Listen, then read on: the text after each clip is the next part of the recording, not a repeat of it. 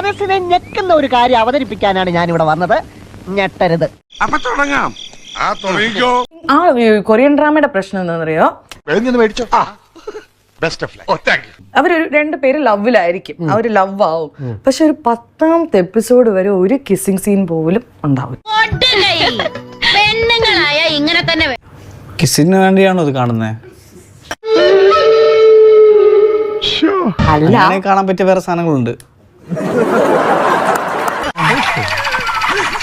ഇങ്ങനെ എന്നൊരു പാട്ടുണ്ടാവും. അപ്പൊ ഇവർ ഇതുവരെ വരും, അപ്പൊ ഒരു അപ്പാപ്പൻ വരും, അപ്പൊ അവര് ഇങ്ങനെ മാറിപ്പോവും.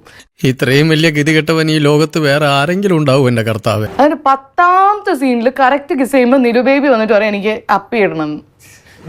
അപ്പൊ ആ മൂഡ് പോയിരുന്നു. പേടിക്കണ്ട, ഞങ്ങളുടെ സീരീസിൽ 4ാമത്തെ എപ്പിസോഡിൽ കിസ് ഉണ്ട്. വേണ്ട, ഇതൊക്കെ രണ്ടുപേരും നീരജ് കാലുമേ കാല് വെച്ചിട്ട് നീരജ് ഇങ്ങനെ പതുക്കെ മാറ്റി വെക്കങ്ങനെ എന്റെ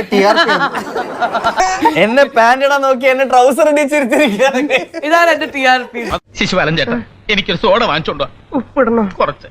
നീരജ് അറിയാം ഞാൻ ഹാഫ് ഗ്രിൽഡ് ആണ്. ഓക്കെ ഗൈസ്, നമ്മള് ഭയങ്കരമായിട്ട് വിഭജിച്ചു പോകുന്നു. നമ്മള് ഭയങ്കരമായിട്ട് വിഭജിച്ചു പോകുന്നു.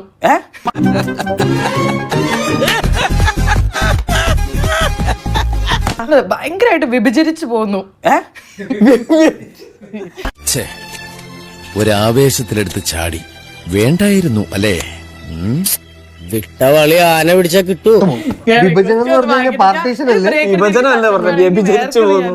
സാരില്ലടാ, നീ എവിടെ പരിപാടി അവതരിപ്പിച്ചാലും ഇത് തന്നെയാണല്ലോ നിന്റെ വിധി. എന്നാ ഞങ്ങൾ അങ്ങ് ഇറങ്ങട്ടെ. ആയിക്കോട്ടെ, സന്തോഷായി. ഞാൻ പോകുന്നു. Bye bye.